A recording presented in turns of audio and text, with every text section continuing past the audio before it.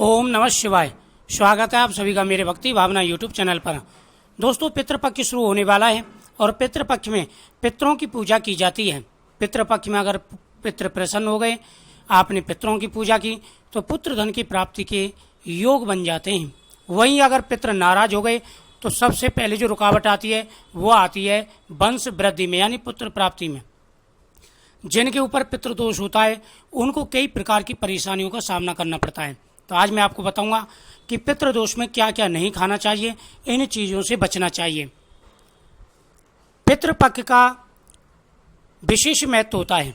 धार्मिक मान्यता अनुसार पितृपक्ष के दौरान कुछ काम करने से पूर्णतः बचना चाहिए।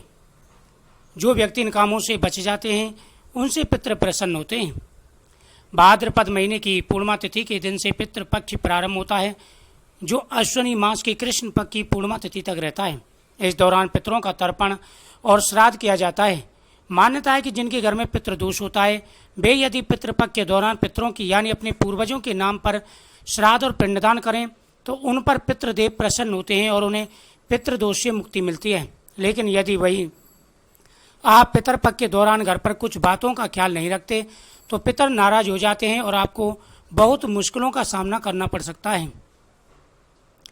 धार्मिक मान्यता के अनुसार पितृपक्ष का समय पितरों को अर्पित है। ऐसे में इस दौरान लहसुन, प्याज, अंडे, मीट, मांस, शराब, सिगरेट और तामसिक भोजन नहीं करना चाहिए।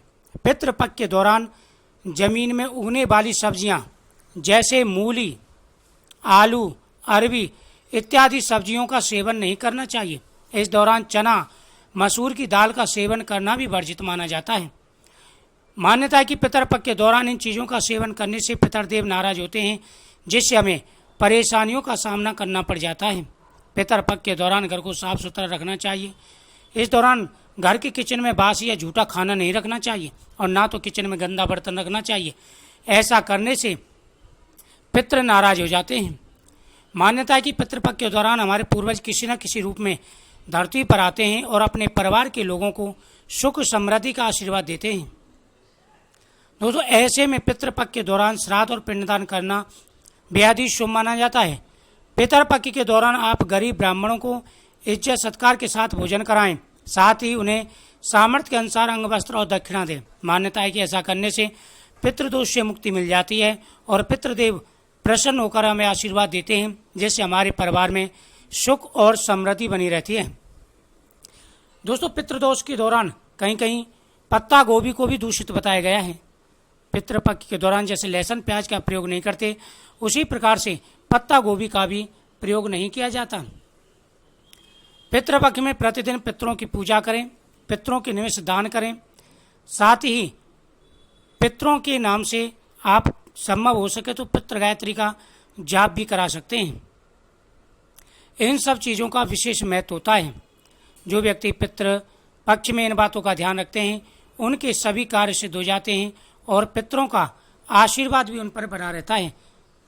श्राद्ध पक्ष में सरसों का साग, मूली, लौकी और खीरा ना तो स्वयं खाएं और ना ही दूसरों को खाने के लिए देना चाहिए। इन बातों का विशेष रूप से ध्यान रखना चाहिए।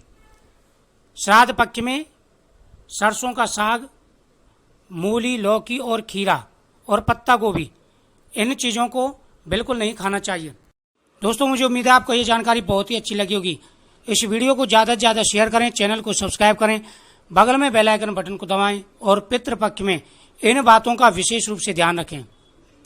पितृ प्रसन्न होकर के आपकी प्रत्येक मनोकामना पूरी करेंगे। ओम पितृदेवताभ्यो नमः।